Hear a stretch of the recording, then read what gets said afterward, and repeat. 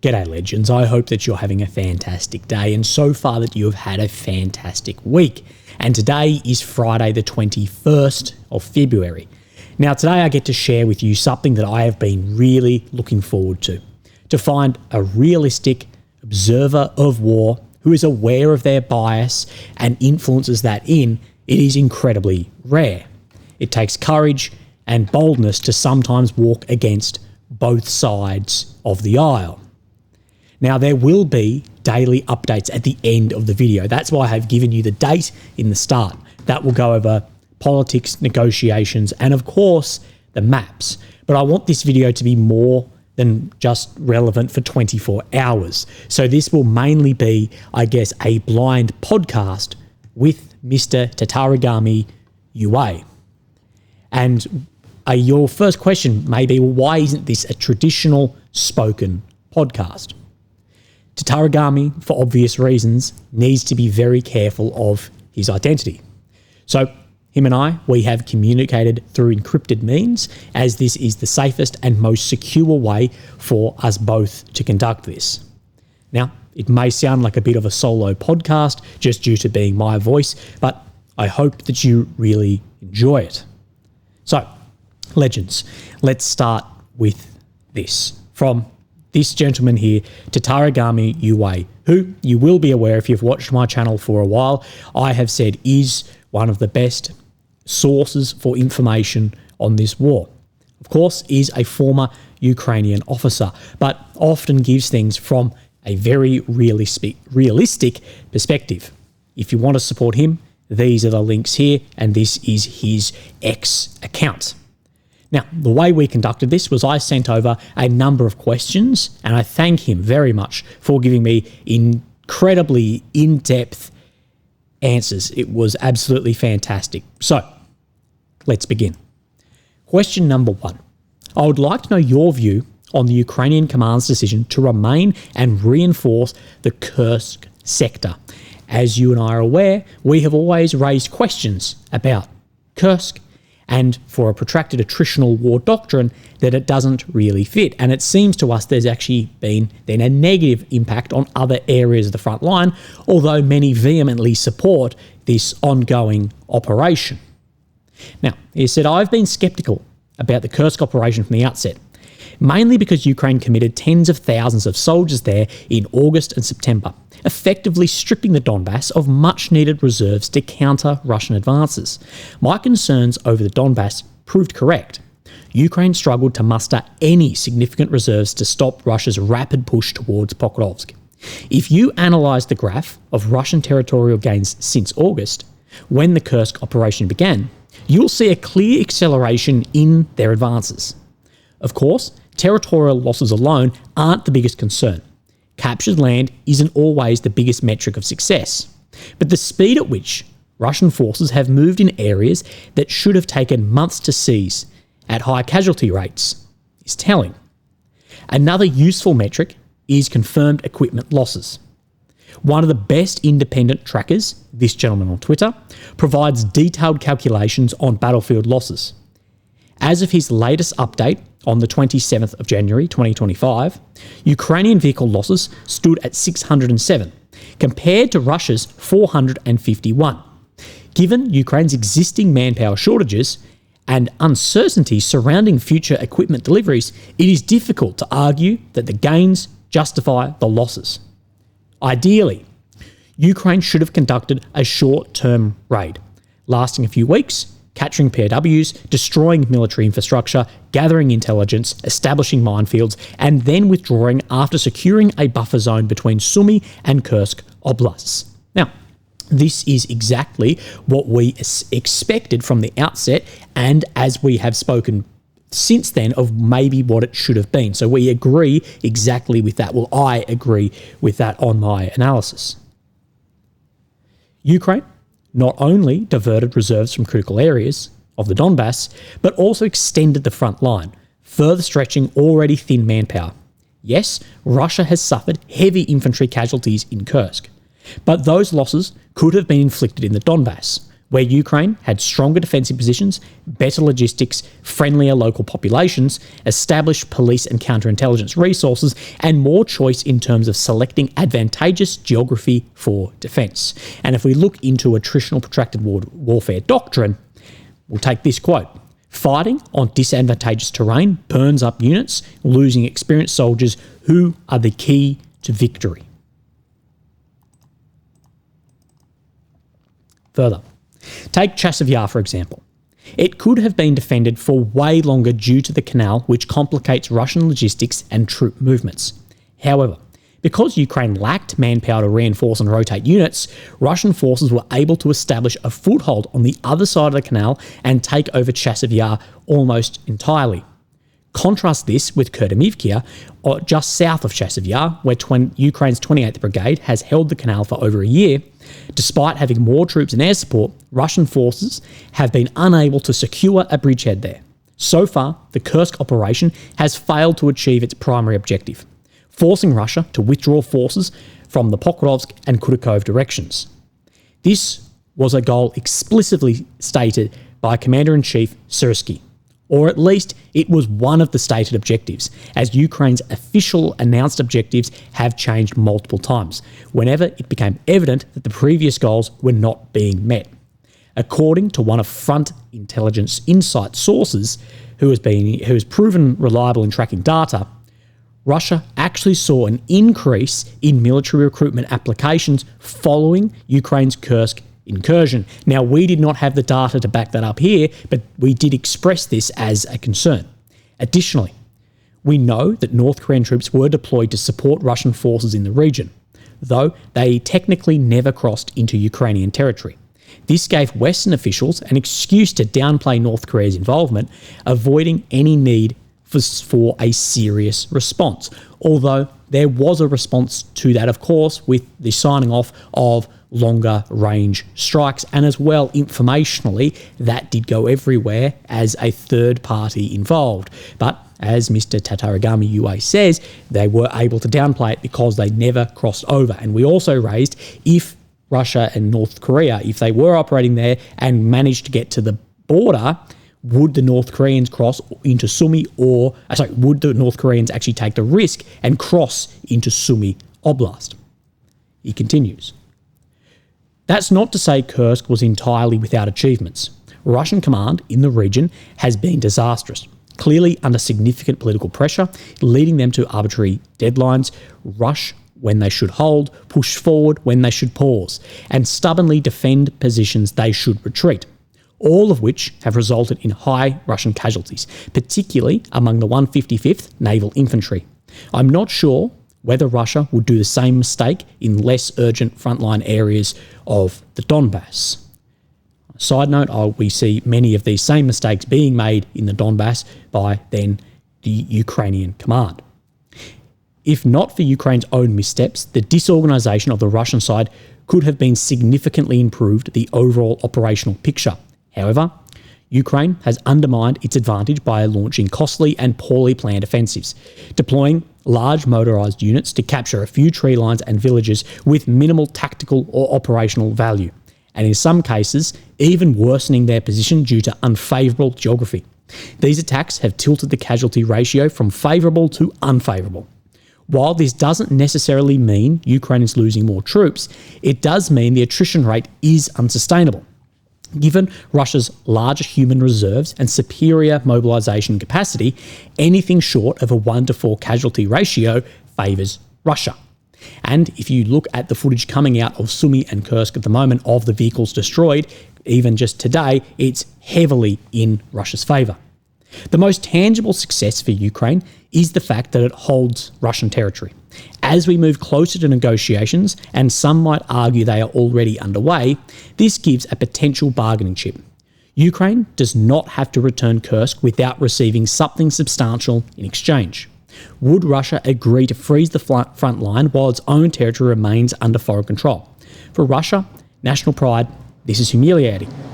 Even though the occupied area is small, do not underestimate the feeling of national pride. Russia, which was supposed to overrun Ukraine in weeks, now finds itself at the negotiating table, potentially trading its own land. We are seeing no pushes to try and bring Kursk back under Russian control. Whether Zelensky's team can turn this into a meaningful advantage remains to be seen. The ultimate value of the Kursk operation will depend on whether Ukraine can leverage it in negotiations. Until then, it is still an open question whether this gambit was worth the cost. Now, on to my third question here. He does say, your question number 2, I answer in number 4.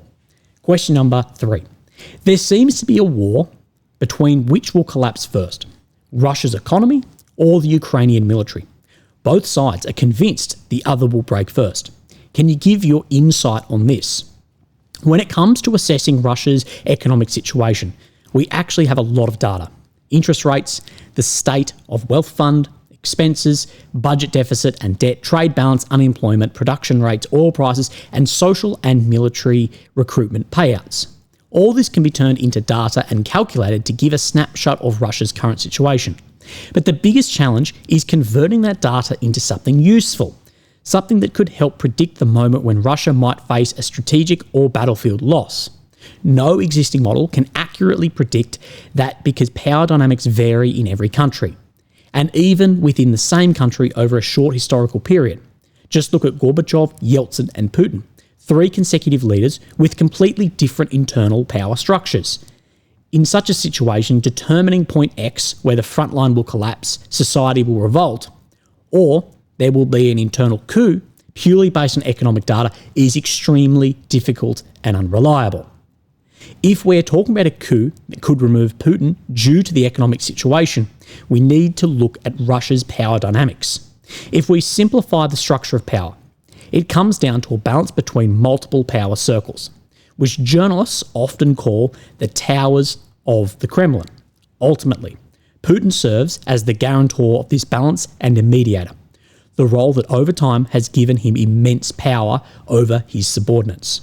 A good example of how internal conflicts play out in Russia was Prigozhin's rebellion and his march on Moscow.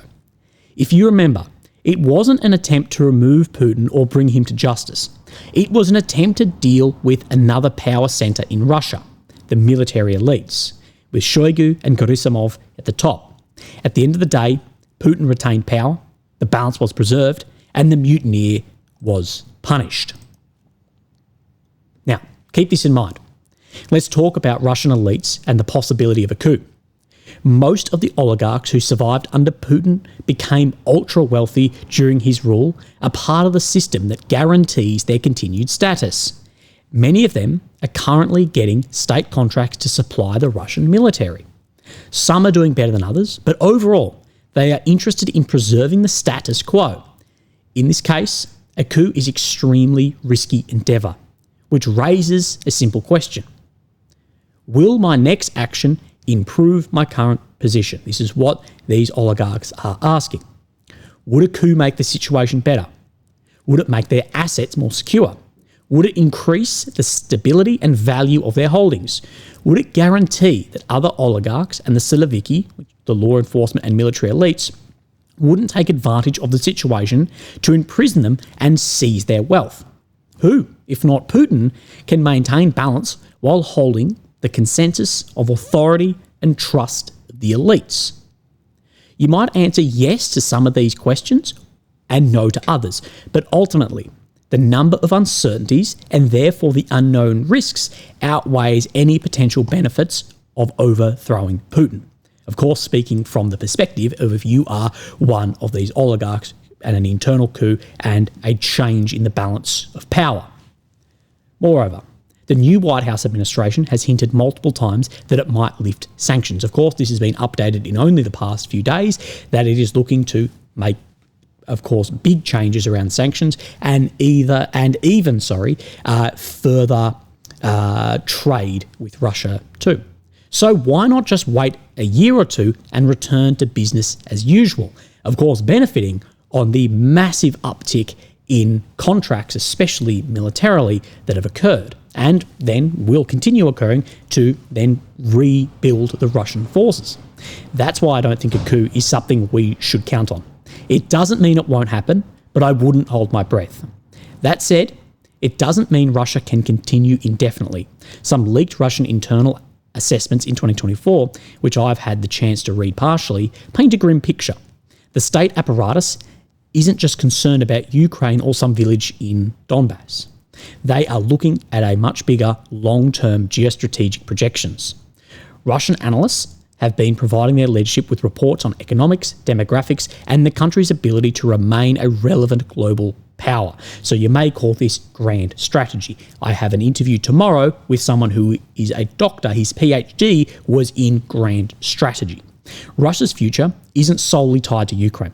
They are trying to understand what Russia might look like in 5 or 10 years in terms of technological advancement, demographic trends, and economic output.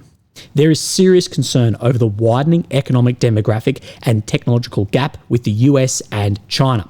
Some fear that a point of no return may eventually be reached, after which catching up will be impossible, and Russia will be forced to accept its status as a much smaller regional power. As you can guess, a prolonged war of attrition doesn't help Russia's economy or demographics. It is burning through Soviet-era stockpiles much faster than it can replace them. A large portion of the population is engaged in the war rather than in productive work, and many specialists have fled to the West or other countries to avoid mobilisation. Clearly, they need an exit from this situation because the cost-to-benefit ratio of the war simply isn't there. Ukraine's situation remains difficult, though it is not as dire as pro-Russian narratives suggest. The most pressing issue is a lack of organisational efficiency, which manifests in various structural and operational problems, including manpower shortages. Simply put, Ukraine's management, both militarily and administratively, is often disorganised. A clear example is the battlefield command structure. Ad hoc command structures, a mix of brigades managing attached battalions, temporary command structures above brigade level, a lack of accountability, and poor coordination beyond the battalion level. For those wondering, a battalion is between 600 and 1,000 people. Even something as fundamental as constructing defensive positions have suffered from this disarray. Mobilising society, whether through voluntary enlistment or forced conscription, is the ultimate task of a wartime state, and Ukraine has mostly failed there. Not due to sabotage, conspiracy, or corruption, but primarily because of a lack of institutional competence. For 3 decades, there was little preparation for a war of this scale, and now Ukraine is forced to compensate for the systemic weakness under fire. Many tend to overanalyze these issues, looking for complex explanations. But sometimes the reality is straightforward. Inefficiency caused by an ineffective national institutions, and let's be honest, this is not something that can be fully corrected before the war ends. It takes a generational shift to reshape an entire system. This means Ukraine's structural issues will persist, and at best, partial solutions and temporary boosts may slow down or halt Russian advances. However, no stopgap measures can realistically lead to Ukrainian forces celebrating in Crimea or marching into Donetsk purely through military means. The window for such a scenario, while never large, has already passed, much like deciding to train for the Olympics in one's late 60s. At the same time, the often repeated Russian claims that Ukrainian defences will collapse entirely have consistently failed to materialise, and I do not expect this to change. The likeliest scenario in the near future is more of the same. Russian grinding forward, capturing small towns and occasionally larger settlements, with moments of rapid advances following Ukrainian defensive setbacks. However, a strategic collapse of the front isn't highly likely. Both countries are exhausted by the war. Russia still has more manpower and resources to sustain its effort. But as I stated before, Moscow's leadership is looking to minimise costs while maximising strategic gains. And they aren't that comfortable continue at this pace for now. Personally, I am more concerned about Russia's potential diplomatic manoeuvring with the new White House administration than its battlefield prospects. While Russia has failed to achieve its strategic goal of government change in Ukraine, it might still succeed in undermining NATO. If Moscow manages to shift the European security landscape in its favour, that could prove to be a far greater victory than controlling Kyiv or the Donbass. And we have spoken about this, and we have put this as the worst possible outcome. And the best possible outcome for Russia and China is if their manoeuvring can undermine NATO. And we are seeing cracks. Just look at Vice President J.D. Vance's speech in Munich last week. Look at what President Donald Trump has been saying over the past few weeks as well, that they're not even on the same wavelength with their partners in Europe at the moment.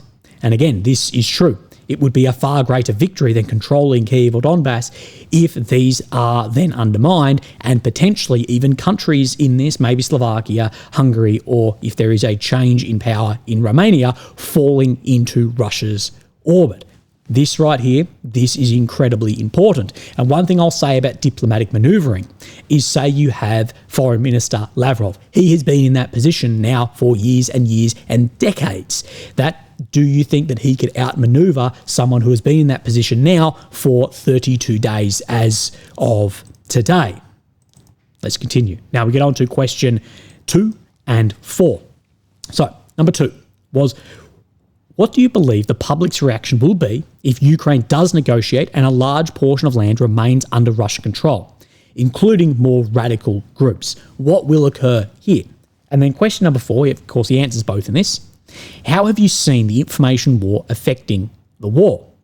In the beginning, it seemed overwhelmingly positive. Now, the over-optimism and ignoring of information seems to be backfiring. And you and I have spoken at length about this. There appears to be a propaganda backfire by painting everything as so good for so long. And now when things have flipped and it's become to the reality of the situation, a lot of people tend to be 5 steps down the line in the wrong direction. This is Mr. Tatarigami UA's answer. Propaganda is always a double-edged sword. It can give a serious morale boost and help in critical moments, but it also bites you back later if you aren't mindful. The informational war didn't start with the invasion itself.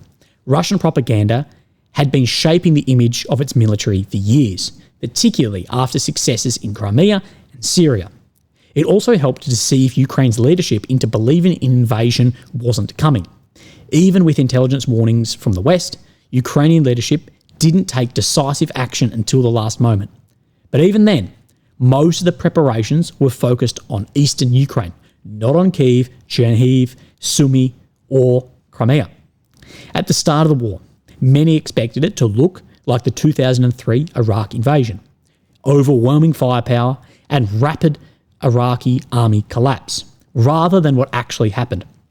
The image Russia had built for itself since 2014 was a serious demoralising factor for Ukraine, as the invasion felt like an impending doom for the vast majority of people. It wasn't only Western experts who felt like everything would be over in a few days or weeks. So Western experts, even people in Ukraine, and as well as even in Russia as well, felt like it would be over very quickly. In that situation, it made sense for Ukraine to push its own counter-propaganda, which was actually quite effective at first. Stories like the grandma taking down a drone with a pickle jar. I actually will correct Mr. Tatarigami UA here. It was a Su fighter aircraft with a pickle jar. The ghost of Kyiv and other exaggerations helped to break the illusion that the Russian army was some kind of unstoppable force. So again, this is what you talk about. It's a double-edged sword. Russians had painted themselves one way, Ukraine painted them another way, and it was somewhere in the middle, and now we're sort of finding that middle ground, and an overcorrection is being made. The captured soldiers from Donetsk and Luhansk, most of whom were poorly trained mobilised locals wearing steel helmets without body armour, were used to reinforce that point, showing that Russia's military wasn't as elite or modern as it had claimed. And it worked. Although, of course, you never saw the other side of this of well-kitted or well-trained soldiers. But of course, this is into the propaganda aspect, and of course you wouldn't do that. Ukrainians realised that Russian forces weren't nearly as good as many Western and Ukrainian analysts had thought. Ukraine was also way ahead of Russia in showing off battlefield successes. Ukrainian forces flooded social media with videos of destroyed Russian vehicles or captured tanks being pulled by farmers. Meanwhile, Russia relied on Konashenkov's daily briefings, where he gloriously announced Ukrainian losses in the thousands with little to back it up, while claiming Russia's retreats were goodwill gestures. And as you can see, the propaganda in the beginning of the information war was completely won by Ukraine with this footage online and the media, of course, backing that up. But as I said, propaganda is a double-edged sword. Over time, it started working against Ukraine, making self-reflection harder. When the situation in Bakhmut was deteriorating, and our team was informed that casualty rates in close quarters combat weren't anywhere near the 1 to 10 or 1 to 20 ratios as some officials and analysts claimed, it became obvious that propaganda was getting people killed. It downplayed how bad things were and delayed the decision to withdraw from a semi-encirclement. This is where I say I think some of these people that blatantly spread propaganda, even if they may know in their heart of hearts that it is incorrect, or push this information with nothing to back it up, I think a lot of these people, realistically, I'm dead serious when I say this, I believe these people have blood on their hands. Essentially, propaganda started to cover leadership mistakes, making them feel a lack of accountability for their decisions. No matter what, the mantra was the same: trust the ZSU, of course the Ukrainian military, regardless of what it was. So this, of course, delayed decisions and accountability as well, and masked incompetence. Tatarigami continues. For me, personally, it was incredibly frustrating. I had phone calls with people on the ground who told me they couldn't evacuate the wounded. Men lying there for hours, rotting or stuck with tourniquets so long they were losing limbs because the roads to Bakhmut were under Russian fire control. And there was no available evacs. Again, go back to my previous point around blood on their hands, things like the Bakhmut holds when we can see the whole thing is just getting swallowed. Meanwhile, internet experts were talking about how Ukraine needed to hold the city at all costs and even send in more troops into this semi-encirclement. I also have to say that I received a lot of hate from the pro-Ukrainian community for sounding my concerns and, as they are saying, dooming, which was especially funny given that this hate was from mostly coming from people who have never been to Ukraine. Now, I think the fear of backlash has corrupted many professional and amateur analysts, and this has led to deaths. And I think, as I say, many have blood on their hands, most recently people not accepting what occurred in Velyka Novosilka or Kursk. But I want to touch on that, the fear of backlash. I think it has been so savage of what has occurred that commanders, analysts, everyone in between, this has influenced their decisions, often in a negative way, because of the hate or backlash that they may then receive online. Continue with Tatarigami. Bakhmut could have been a moment of reflection, a case study in why Ukraine needs to adjust certain approaches. Even if you're trading casualties at 1 to 3 or 1 to 4 ratio, when the enemy has 3 to 4 times the population and is sending yesterday's prisoners against patriotic, motivated and professional soldiers, that's not really a win. So saying here that if you are still at that ratio, 1 to 3, 1 to 4, but it's sending just prisoners or then unmotivated people against your best soldiers, that's not a win. And this is a concern we raised at the time, is in Bakhmut, there may be a casualty ratio of this, 1 to 3, 1 to 4, but it is Ukraine's best forces against some of Russia's best in Wagner, and then a lot of its absolute worst, just conscripts pulled out of prisons. And this is what we said about Kursk.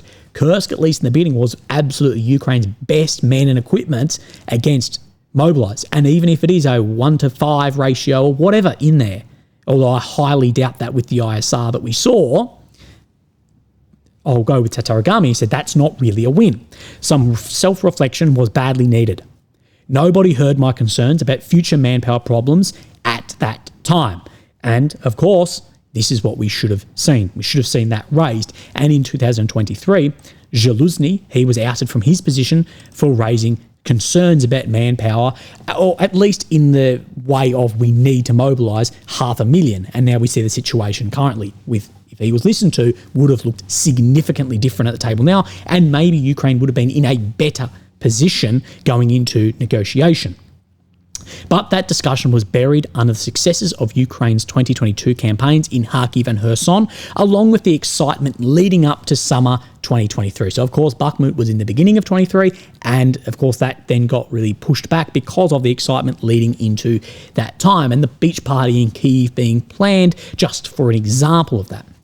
Around April or early May 23, in the middle of the hysteria about a supposed Crimean beach party and other wildly exaggerated claims that Ukraine was about to crush Russia, take the south, march into Crimea, I wrote a few articles cautiously warning people to be realistic with their expectations. It was obvious from the satellite imagery, which I posted, the Russian forces had multiple defensive echelons, extensive minefields, and strong defensive positions. Given Russia's air dominance in the air through drones, Lancers and Orlans mainly at the time, helicopters and jets, this was always going to be an extremely difficult task. As we now know, things didn't unfold the way many had hoped. The high expectations and propaganda backfired badly. Newly mobilised Russians in October didn't just turn and run at the sight of a Leopard tank. And minefields work quite well when you can't clear them. Of course, we saw those initial images of the Leopards and the Bradleys in the 2023 counter-offensive, and the overhyped ultimately to fail and fail very hard. That's when the rhetoric started shifting. In the US, serious doubts began to emerge about the war, whether it had a logical end, whether it made sense to keep supporting it. At first, these voices are on the margins, but they were getting louder. If you remember, that's when US Congress also failed to vote for aid, which then later backfired greatly during the battle for Avdiivka.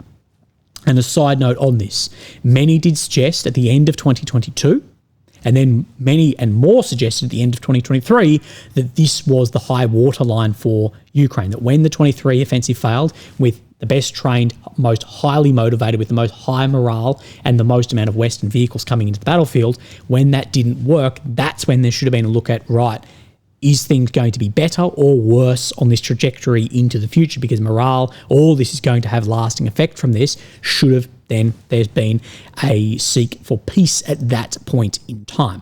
And currently it is looking like it. But of course, it's not over until the fat lady sings. Or Zelensky puts on a tie. When he puts on a tie, we know it's done. But Tatarigami continues.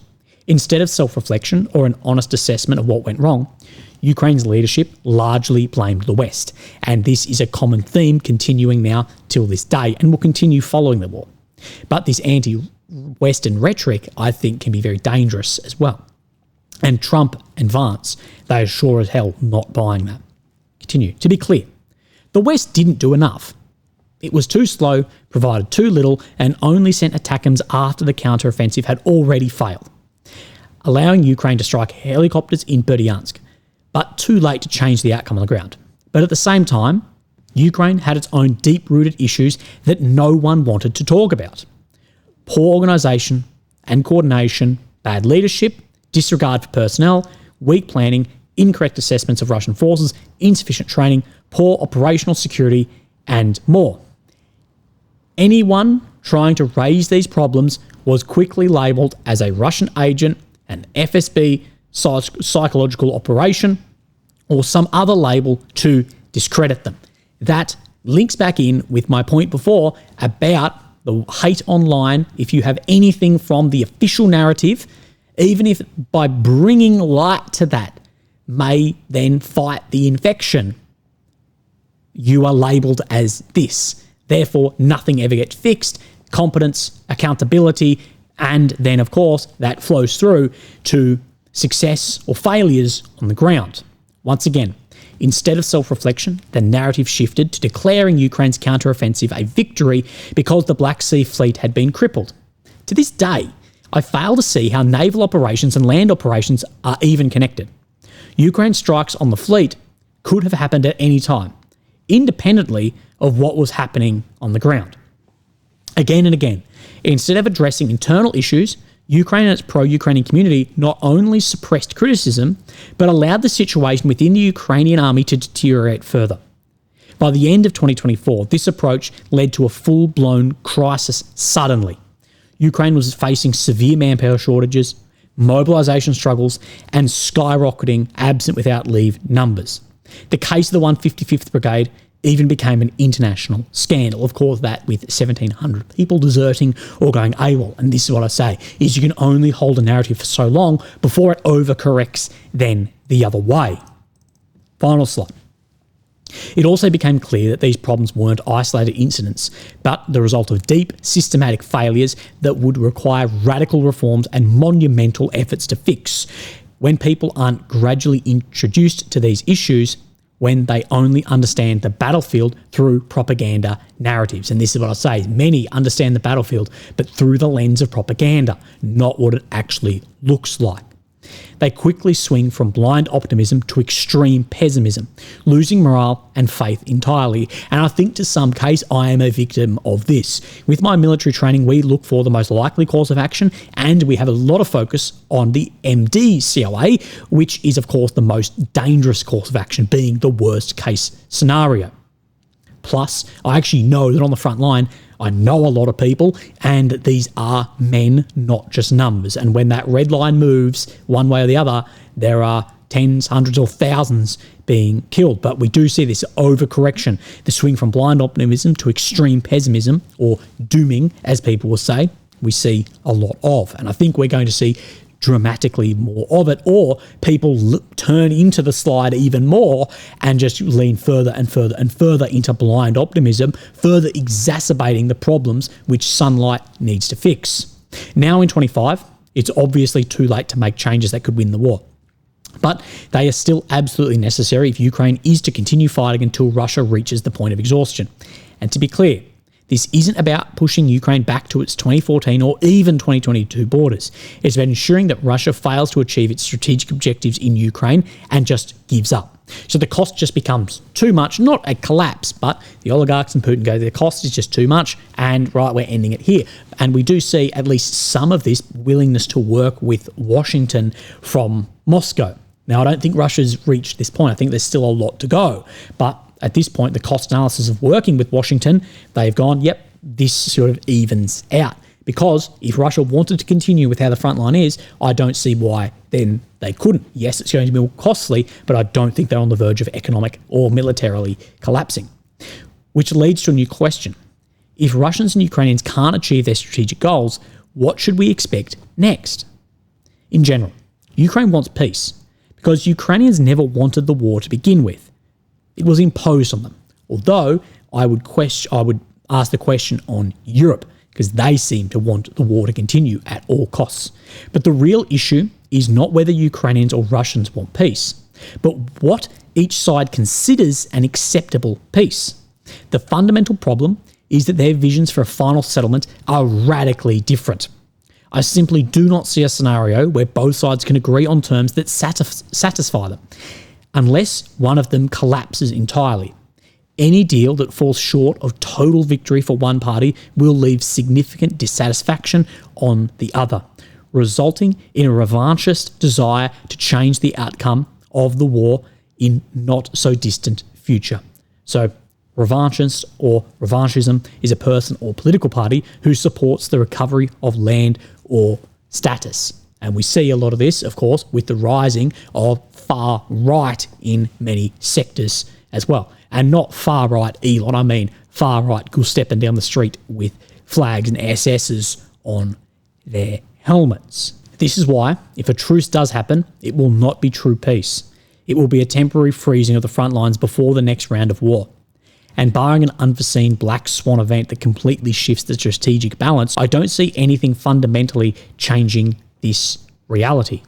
So there are some fantastic points in there made, and I can't thank Mr. Tatarigami UA enough for seeing that across and helping me with today's video. And of course, we will remain in contact. There'll be a lot of questions, of course, raised about this, so we will maintain that, and hopefully down the line, when things settle down a little bit, we'll be able to conduct it in a proper podcast format.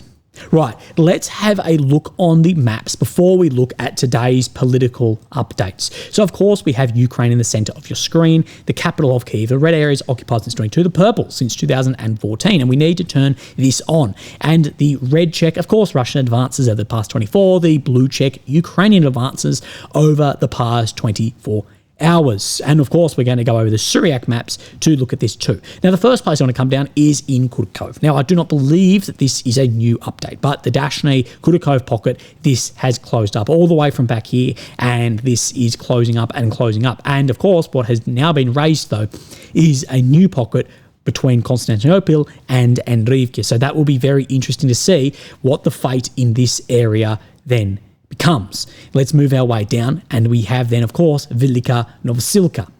We see further movement out towards the north of Novaya Komar, towards Skudny, as well to the northwest of Velyka Novosilka as well. And I believe that I do have a Syriac map here. Yes, that I do. And again, we can confirm this advancement right in this sector. Both maps showing movement in this similar direction. Now, I haven't actually labelled this one, but let's find it ourselves. Russian Army started an assault on locality right here, some houses to the southeast. Right, so let's have a look. This is near Lobkove. So we have then Orakiv, Lobkove, and we're looking for where this road Stepove is made up. So what we're looking for is Lobkove sitting in here. Let's look for where this road connects near this Payatkakti in this. So right in this sector in here, it is saying that the Russians have made a movement in here for the first time since 2023. And then there was a correction made just north of here for where the front line actually sits. And may we see, following then Russia looking at, following that Brusilov offensive plan, like we see, pushing on as many front lines as they can stay in at once to stretch the inferior, numerically inferior other side of Ukraine, to stretch them more and more thin to make advances in other fronts. I wouldn't be surprised to see more pushing somewhere in, of course, the south, as we are seeing in the north. Now, let's come into Pokrovsk, and we see around Lysivkia here, we do see blue check, indicating that Ukraine has made successful advancements in this direction. Of course, just down from Pokrovsk, but nothing on the flanks as of today. Let's look on then this western flank here. And this is the Syriac maps. So down around Srabini here, it does say that the Russian army have captured most of the category of Zaporizhia. This sits right down in here, as you can see by this, as well as movement out from Kotliny as well. Remember that yesterday, I believe, we reported that Ukraine had successful advances back into Kotliny. Now, Syriac is saying that the Russians have recaptured that. Remember, front line isn't linear, and it can be very fluid in separate areas. You need to, a little bit like, say, the stock market, you need to maybe zoom out and look at trends over a large period of time. Now, this map has just frozen on me. Give me a second. Here we go. So, on the eastern flank, of course, we saw this intersection come back under control of the Ukrainian forces, but to the east of Baranivkia, we have seen Russian forces make an advancement almost out to this intersection between Tatarigami and Alexandropil. Now, with this advancement being in the range of around 1.9 kilometers, this intersection here will now be under control. Now, I do not believe, no, I do not have a Syriac map confirming that advancement, although the Syriac maps did show far more control in this area very recently. Now, let's move then into, we have nothing for Toretsk. Let's look into Chasiv Yar, and particularly, I believe we're looking in the north of Chasiv Yar. Yes, we are. So we're looking around this Herovkia in here. Russian army took full control over this locality after months of positional battles with the Ukrainian forces. Remember, go back to what Tatarigami UA just said about being able to reinforce across this canal, but where troops have, of course, been moved. So let's move our way further up, and we're looking for Makivka Nevsky in here. Now, we will line this up on this one. Again, when my maps, when you see maybe how I label them, may not be exactly, it's to remind me during the video. During the last 5 days, Russian army crossed the Zedabets River southwest of Nevsky and advanced north of Ivanivka, thus entering the locality of this, which is now contested. So what we're looking at is, this is the area down in here that we're looking at, and then this is then Nevsky, and we have the Zedebets running up, so that the Russians have crossed the Zedebets and are now on the outskirts of this Nobe Luabivkia in here from his map, both sides. In here, which is right up in here, and from the southern edge as well. You can line up where these waterways are. So definitely keep an eye on this and Russia's ability now to cross those obstacles such as waterways, which is greatly concerning when we consider what is occurring up in the north. Now, this is the Kupiansk pocket that has formed between Pishani and Kupiansk. We'll have a look in here. Now, what we are looking for is to line up where some of these are, and of course Kupiansk and where this road runs down. So it's just in this sector right in here that he is claiming that the Russian forces had made some advancement for the second day actually in a row in this area. But what we do know is these two maps here are vastly far apart. But if we do see some freezing of the conflict, what will we get? We will get an exact view of where the front line is sitting. And I think a lot of mappers, although a lot of mappers now are just ignoring the maps, a lot of mappers are going to have to do a bit of a oof to update where things actually are, as we do know a lot of maps are 6 to 12 months out of date on some areas. Cough, cough, Robotny, cough, cough, south of Bakhmut. Now, let's have a look up in the north. So this red dot is Topoli. Of course, this is right here. If I pull this across, no, map's frozen. Yeah, I've pulled it across. This, of course, is the Russia-Ukraine border, and that the Russians have been able to cross the Oskil in a second sector, not only just south of here, remember, down in here, they've crossed up in here and expanding control in the direction of Topoli as well. Of course, they may be able to cross from the border as well. And this northern sector, I say it again and again and again, keep an eye on that. I think that is a highly, highly dangerous area and undermines Kursk massively because it's a bit more than double the amount of occupied area that Kursk is occupied. Therefore, the swap back, yes, it may be favourable in kilometre squares, but how we see that at negotiations. Now, we have seen some change in Kursk. It is now down to 416 kilometre squares, a third of what it used to be. Now, what we see is Sverdlikovo. Remember yesterday I said there are a lot of maps claiming that the Russians have not only been able to recapture Sverdlikovo, but they've been able to push through it to the Sumy border, and many claiming cross. Now, we see in this sector between yesterday and today, Deep State definitely showing that Sverdlikovo has come under Russian control again and moving towards the border. So we can confirm that there was definitely movement there. But let's look at Suryak maps. Now, Kursk front. Last 3 days, Russian army recaptured positions in here. In addition, Russian forces expanded a buffer zone around Sverdlikovo and crossed the border into Sumy Oblast around the Novenky forest area. So he's saying then on the eastern side of here, the best way is, of course, to line up where these tree lines are, as it can be very difficult. You need to look for where some of these road networks are. So it's right in this area here on the east, but I'm way more involved in this Novenky front that it is claiming, and I've seen a lot of claims and rumours about this, and then Suryak then confirm that the Russians have actually crossed into Sumy. And this is the problem here. The amount of forces that Russia has had to put into here to stop, hold, and now push back Kursk. What is then stopping them from pushing across the border here? And if Ukraine's already limited cards on the table, and we'll speak on what Trump has said, becomes down to even less. And this is what Deep State have said about Kursk. Enemy advance and logistics. The enemy has completely occupied Sverdlikovo and continues to press on the western part of the territory of the Kursk group of defence forces. At the same time, the Russians are actively hunting for logistics going to the Kursk region. We see, go on Military Summary and go on some other channels, a huge amount of equipment being destroyed in Sumy heading to Kursk, a massive amount. Actively carrying out fire damage on everything moving in that direction in the Sumy region. The most dangerous area is this, from where repeated video damage from the enemy by FPV drones, particularly fibre optics, and artillery has already been published. In that artillery as well, massive amounts of Iskanders as well. For the enemy, an obvious and already familiar goal is logistics. Unfortunately, They've achieved success in this in terms of fire control and are actively trying to achieve this physically, moving from the western part. This is already having unpleasant consequences and may not turn very well in the future.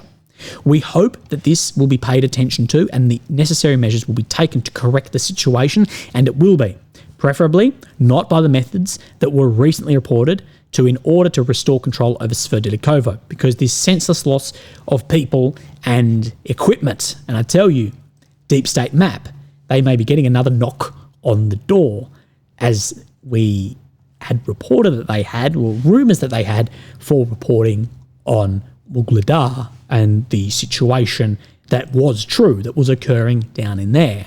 Now, tensions between Kyiv and Washington, they continue to rise, of course, to the benefit of Moscow and Beijing. But I want to take this stance on this as well. Many say it's unacceptable for Ukraine and Europe to be excluded from peace negotiations, and I agree that Ukraine should have a seat at that table if Ukraine is willing to. But this is a side we need to look at this too. Is Ukraine has outlawed negotiations. It is illegal to negotiate with Russia.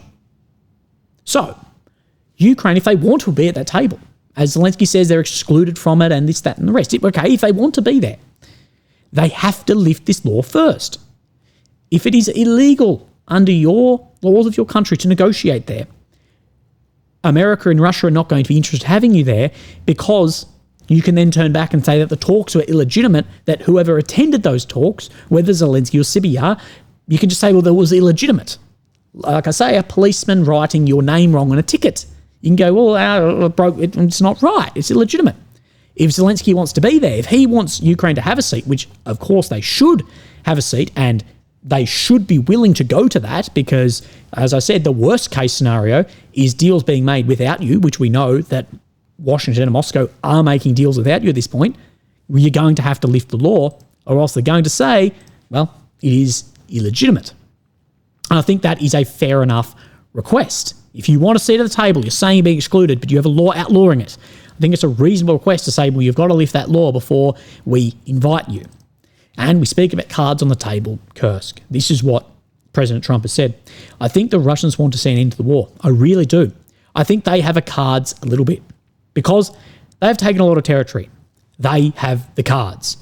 When asked if he trusts Russia that they want peace, he said that he does trust that Russia wants peace. And remember, that meeting that occurred in Saudi Arabia the other day, that wasn't a meeting for peace negotiation. It was to see if Russia was realistic about wanting to begin this, because they don't know where Russia's starting point actually is. But does Russia hold the cards on the table? Yes, they do, in the form of the ground occupied, as well as the manpower and advantage of equipment on the front line at the moment. And, of course, it's not costing Washington any money when Russia commit forces. Ukraine's costing Washington a lot of money. That's how they are looking at this, if that makes sense. But let's look at what National Security Advisor Mike Waltz has said about Zelensky. What do you think? What do you think? Yes, but just, we're here, we're early. Right. I mean, what do you think is the main message Kellogg needs to deliver to Zelensky today after all of the back and forth yesterday? Let's tone down the rhetoric and sign the economic opportunity. Sign the deal. Is that Kellogg's directive today, is to get him to sign the deal? Well, he's out there talking to him about a number of things, but that would be, I think that would be a tremendous step forward. So, of course, turn down the rhetoric. Of course, what we have seen about Zelensky claiming that Mr. Trump has just fallen victim of Russian disinformation, as well as a resource deal that we know wasn't signed last time, and that there's a new simplified resource deal. I haven't looked too much into it, but what a lot of people are reporting is basically 50% of resources that America may have then their hands on. Of course, US, they are claiming this war has cost the US $350 billion, 3 times or more than Europe. That is what the US is claiming, and that they want $500 billion in resources. And of course, Mr. Kellogg is in Kyiv at the moment. Zelensky met with Kellogg, his special envoy, Zelensky saying, we discussed in detail the situation on the battlefield and how to return all of our prisoners of war, as well as effective security guarantees. He's also said, we have proposed the quickest and most constructive way to achieve results. But of course, Ukraine will be talking that we want our result to be us in a position of power, which at this point in time is going to mean massive guarantees, NATO, and huge deliveries as well, which is a long, long way off where Trump and Putin, of course, are. The meeting in Kyiv was expected to be followed by a press briefing, but Washington requested that no joint statements to be made.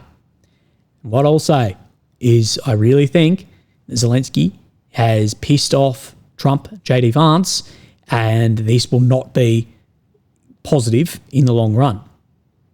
Kelleg arrived in Ukraine. Upon arrival, he said his primary mission was to listen to Kyiv's concerns and relay his findings to the White House. So push back what his findings are, like when Waltz and those other gentlemen went to Saudi to say what Lavrov and what their findings were for Washington to come up with a plan. And finding, is there any middle ground between what Kyiv is saying and what Moscow is saying? And I can skip the meetings and say, no, that there isn't. And the US, it's been reported that they've halted weapon sales and deliveries to Ukraine.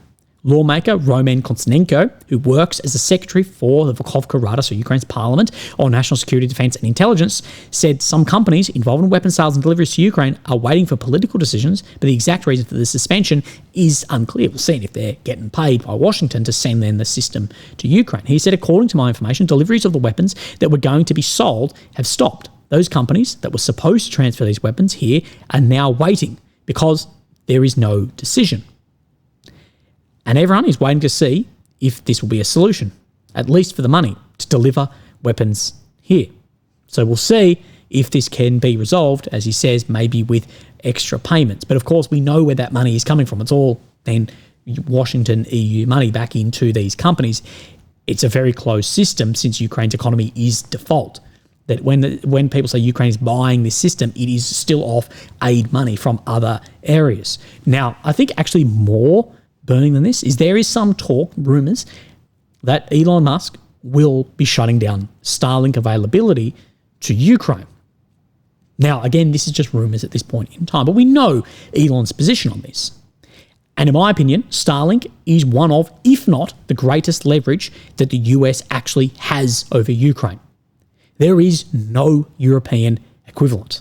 It would take decades to develop an equivalent. Ukraine is completely dependent on drones that, of course, require then the Starlink because Ukraine's research into and funding into fibre optics, they didn't go that path. They went a machine path, and now that is way behind. And, of course, communication, not by radio, but by encrypted chat groups on WhatsApp and Telegram and Signal, completely dependent on Starlink. When people say the US may not supply any more shells or bombs or this or that, if Starlink goes, things go bad really, really quickly. And I wanted to look at what Vice President JD Vance replied on Twitter to this Niall Ferguson's post here. This will not stand. This will not stand. This aggression against Kuwait. George Bush on August the 5th, 1990. So George Bush Sr., of course. This, he continues saying, future history students will be asked why this stopped being the reaction of Republican president to the invasion of a sovereign state by a dictator. Now, I've added in this second part here. This is reference to Iraq's invasion of Kuwait on August the 2nd, 1990, which then led the invasion. This invasion led to the Gulf War of 1990-91, when a US-led coalition responded with, of course, Operation Desert Storm to drive Iraqi forces out of Kuwait. And he's saying that why isn't this now what Republicans see for Ukraine? And I want to read over JD Vance's statement in here. Of course, these are vastly different areas and vastly different worldwide capabilities as well. But Mr. Vance says, this is moralistic garbage, which unfortunately the rhetorical currency of the globalists, because they have nothing else to say. For 3 years, President Trump and I made two simple arguments. First, the war wouldn't have started if President Trump was in office. Second, that neither Europe nor the Biden administration nor the Ukrainians had any pathway to victory. This was true 3 years ago. It was true 2 years ago. It was true last year and is true today, that there is no real pathway to victory by Europe or the Biden administration. And this is what I've said. Do not think that Biden was some god for the Ukrainians. Biden, in my opinion, he fucked them too. There should have been a give everything or nothing, not drip feeding some hope, expand the length of the war, and of course, in turn, attritional warfare massively increase the casualties of this war. But has there ever been enough given that would actually have a pathway to victory? No, there has not been. And once we get out of the fog of war, bashing on Trump or bashing on this, we will see what is realistic in that too. And for 3 years, the concerns of people who were obviously right were ignored. What is Niall's actual plan for Ukraine? Another aid package? Is he aware of the reality on the ground? Of the numerical advantage of the Russians and the depleted stock of the Europeans, or their even more depleted industrial base? Instead, he quotes from a book about George H.W. Bush from a different historical period and a different conflict. That's another currency of these people, reliance on irrelevant history. President Trump is dealing with reality, which means dealing with facts. Here are some of the facts. Number one, while our Western European allies' security has benefited greatly from the generosity of the United States, they pursue domestic policies on migration and censorship that offend the sensibilities of most Americans and defence policies that assume continued over-reliance. So Western European allies, they have been able to spend a lot less money on military because of the security blanket, the umbrella of America, and cheap energy coming from Russia. But let's focus on America. But what we have seen is now, well, J.D. Vance and Trump are saying, well, your goals here, these domestic policies, our democracies now don't align anymore. So, we're moving further apart. But they've been able to do that because of the massive expense from the US umbrella and cheap gas. There's going to be a very, very big correction in Europe in the next few years. Number two, Russians have a massive numerical advantage in manpower and weapons in Ukraine, and that advantage will persist regardless of further Western aid packages. Again, the aid is currently flowing. He puts this in asterisks here, so currently the aid is flowing. And this is something we've spoken about, that it doesn't matter what aid is given if there's no one on the back end to fire it, to control it, to fly it, to drive it. Good luck. Number three, the United States retains substantial leverage over both parties of the conflict. Of course, huge leverage over Ukraine, some leverage over Russia too. But I think that leverage over Russia is diminishing as other markets are backfilling that correction too. So I think they may be thinking in a year or two, we will have even less leverage. I think Washington has less leverage now than they had in the beginning. Number four, ending the conflict requires talking to the people involved in starting it and maintaining it. Number five, the conflict has placed and continues to place stress on tools of American statecraft, the military stockpiles, to sanctions, and so much else. We believe that the continued conflict is bad for Russia, it's bad for Ukraine, it's bad for Europe, but most importantly, is bad for the United States and the stress that it is putting on what he has brought up here. You need to look at Trump and Vance's administration. You need to look at it for not what is best for anyone else, but America. Like, they are fully focused inwards and will fuck over allies to give the best result here. And that's why people voted them in, was people were sick of America looking outwards. They were sick of things like USAID and other things like this, completely looking outwards and money going into every other area in the world why you've got millions of people homeless and millions of people not being able to afford food. They're sick of that. That's why these guys overwhelmingly were voted in. Given the above facts, we must pursue peace. And we must pursue it now. President Trump ran on this. He won on this. And he was right about this. It is lazy, historical nonsense to attack as appeasement. Every acknowledgement that America's interest must account for the realities of the conflict. That interest, not moralisms or historical illiteracy, will guide President Trump's policy in the weeks to come. And thank God for that. And if you're not happy about the situation that is occurring here, imagine what it may look like if Kamala got in and the drip feeding of equipment continued in and the war of attrition continued, how that realistically may have come out. And in my opinion, in a significantly worse result than this. I'm not saying this is a great result. I'm not saying this is a fair result, but it might actually be a better result than if the aid continued just trickling in and then the manpower crisis, command crises would just get worse and worse and worse, leading to maybe complete collapses. Legends, you look after yourself, and I'll speak to you tomorrow. Thank you. Bye-bye.